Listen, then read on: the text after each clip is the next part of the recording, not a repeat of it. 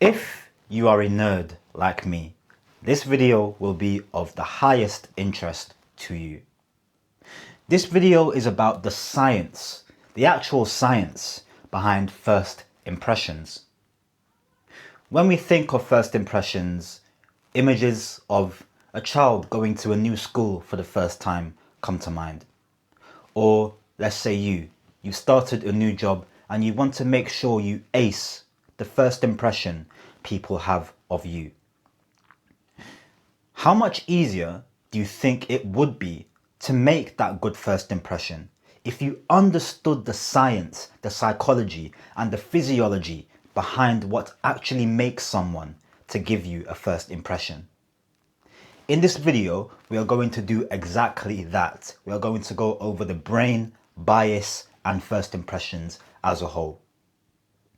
My name is Tion. I help professionals and business owners communicate with authority and confidence. If you would like training with me one-to-one, then click the link in the description and me or my team will reach out to you. On to the video. The first place that I want to start is with the brain.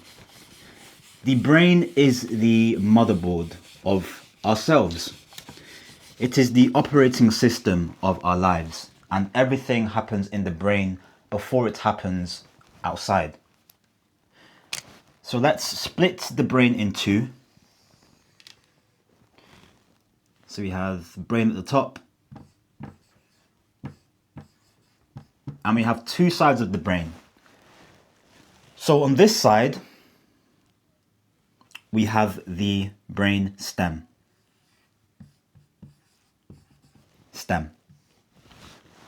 On this side, we have the neocortex.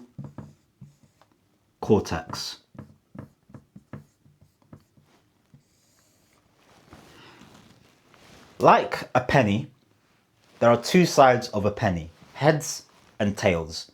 They are both on the same coin, but they look different. They're distinguishable. And the exact same goes for the brain. For the brainstem was developed when we first developed as humans. So around 500 million years ago is when our brainstem developed. Years ago. What the brainstem was and still is responsible for is keeping us safe. That is the primary function of the brainstem. It is to make quick decisions. Why? Because this is even more relevant 500 million years ago. It was quick decisions that was the difference between life or death. And don't get me wrong, it still is. We had to make quick decisions and still do to determine if somebody is safe, if a situation is safe. The brainstem is responsible for making quick, emotional decisions. Emotional.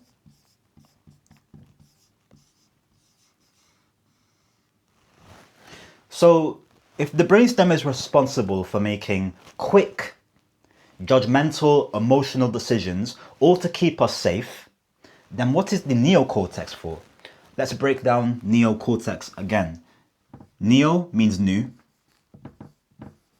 Cortex means brain. Neocortex, new brain. The neocortex was developed around 200,000 years ago. It evolved 200,000 years ago. And what the neocortex is responsible for is getting information. It's responsible for information. It's responsible for conscious thought, for understanding language,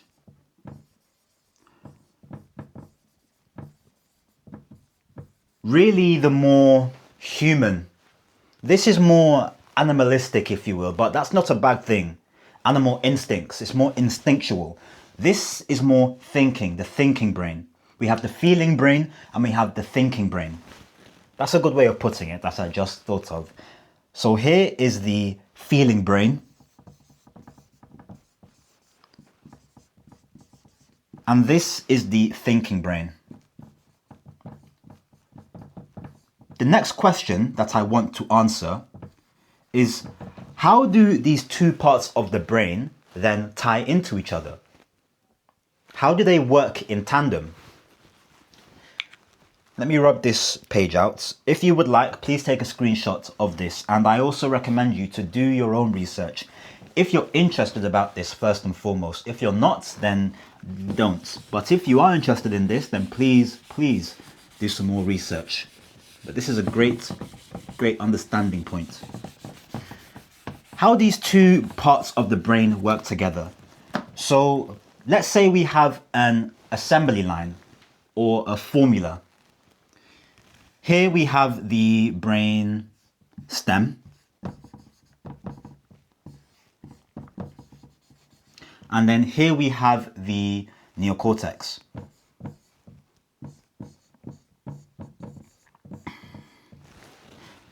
The way these two parts of the brain work together, specifically for first impressions and in general, the brainstem first looks for signs of emotion. The brainstem is responsible for feeling. So when we look at somebody, we don't process information with our neocortex first. When we look at somebody, when we feel somebody, when we feel something, when we step into a room, when we feel energy, the brainstem is responsible for what we feel instinctually. The brainstem is responsible for what is called bias. You might think bias is logical. Bias is emotional. Now, the way this relates to the neocortex is the brainstem looks for signs of bias. So let me give you an example. Pretend I am walking down the street. I then see a man. This man is tall. His hair is done. He's wearing nice clothing. He walks with his chest upright, and you can tell he's put together. This is before I've even spoken to him. I see him. My brainstem, my bias, then tells me those exact same things. It tells me, number one, this is a confident man. It tells me, number two, this man knows how to dress. It tells me, number three, if I was to potentially go into business or be a friend with this man would be responsible. He would be capable. I've not spoken to him. I don't know how he actually is. This is all to do with bias based on what I've seen, based on what I've felt, based on him, me seeing him. So, this is actually the first impression. Before we even speak to each other, we already make first impressions. Now, pretend I was to then go up to this man and start to interact with him. This is where we shift from the brainstem to the neocortex. So to confirm, the brainstem is when we first interact, is when we first see somebody, when their energy first steps into our energy. That could be sight, that could be even before we've seen. If we hear somebody, if we hear something, we know how something makes us feel before fully interacting with it. The neocortex then is responsible for confirming this bias. And this is where the term confirmation bias comes from. Let me explain.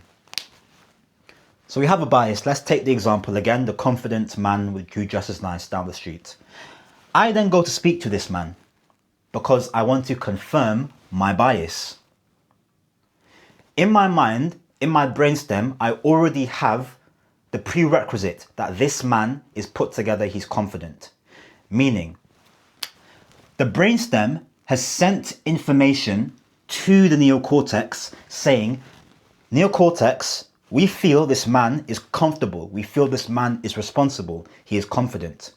I want you to find information to confirm this bias. And the way the neocortex does this is by understanding his language.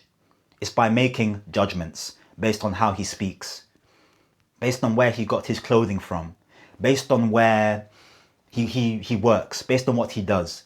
Now, all of that information is irrelevant.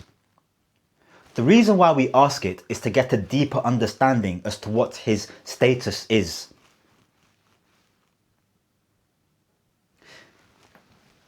A thing I forgot to mention also, when we first meet somebody, we are asking ourselves two questions. Number one,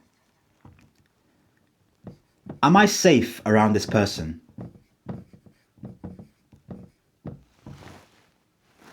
And number two, is this person responsible?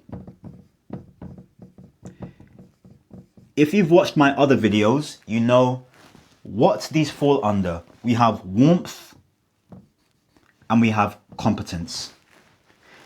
Every interaction you have, first impression, second impression, especially first impression, however, you are trying to answer the question, is this person that I've met safe? Are they trustworthy? Are they friendly? And the second one is this person responsible? Are they capable? You first look for warmth first, and then you look for competence second. This is to do with the brainstem. Warmth. Can I trust them? Do they have good energy? This is to do with the neocortex. Let me understand this person better. Let me ask the right questions. The main thing to take away from this whole frame here is these two questions, warmth and competence, and also what confirmation bias actually is. You may have heard of it before, but you never understood what it truly was. This is confirmation bias. It is the brainstem making a quick emotional judgment, and then the brainstem transferring that feeling to the neocortex to then look for information to confirm that bias. Think of the brainstem as the owner of a business, and the neocortex is a manager. The brainstem orders the neocortex. Neocortex doesn't order the brainstem. The owner orders the manager. The manager doesn't instruct the owner. Amazing, amazing. This is a really, really high level understanding of what first impressions entail, what communication bias actually is. To wrap up, bias. Let's go negative and positive. If the stem had a negative bias, the stem will tell the neocortex to look for negative cues.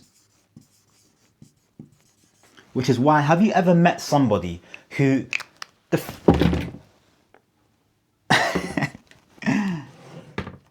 This is why, have you ever met somebody who you've met for the first time and you just don't get a good vibe about them?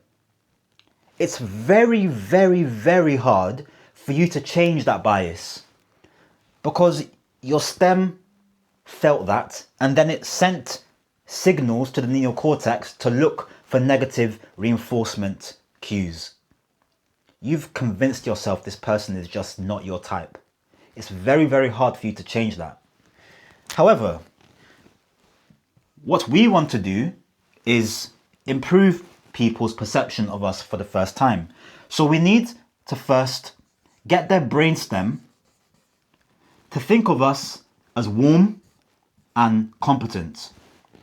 How do we do that? For warmth, we smile. We have good body language. And this is the perks of this whole thing. Smiling, being confident, all of that is just stems off a tree.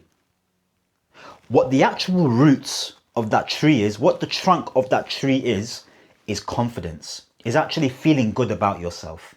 So the easiest way to be seen as more warm is just to feel good about yourself. And that is a whole nother thing in itself. We can do a whole nother video on that. So feel good about yourself, and you will naturally do these things. You will naturally be seen and just feel more energy, more energetic positivity towards you from other people. And then competence. This is where your dress sense comes in. Dress well, dress smart, dress put together, speak well. When people understand you, they see you as more competent. So make sure your communication is ace. Make sure your hand gestures are on point. So we say that yes, you have now made the best possible first impression. So now, what this does for the other person is their brainstem then sends the signal to their neocortex saying, okay, this person is good, they dress well, they smell nice, they are warm, they're energy, they're charismatic, I love this person. Now neocortex says, okay, brainstem, I got you. Let me now search for even more to confirm this bias for you. Let me ask the right questions. Where did you go to school? What do you like to do? This, that, etc. Questions. This essentially is first impressions in a nutshell. The science behind first impressions. It's a very, very interesting study. And not a lot of people know this. This is powerful stuff right here. If you use this, you will make first impressions last for the right reasons. My name is Tion. I help professionals and business owners communicate with authority and leave good, lasting impressions. If you would like help with this to improve your business, to feel more confident, to make more sales, click the link in the description and me or my team will reach out to you.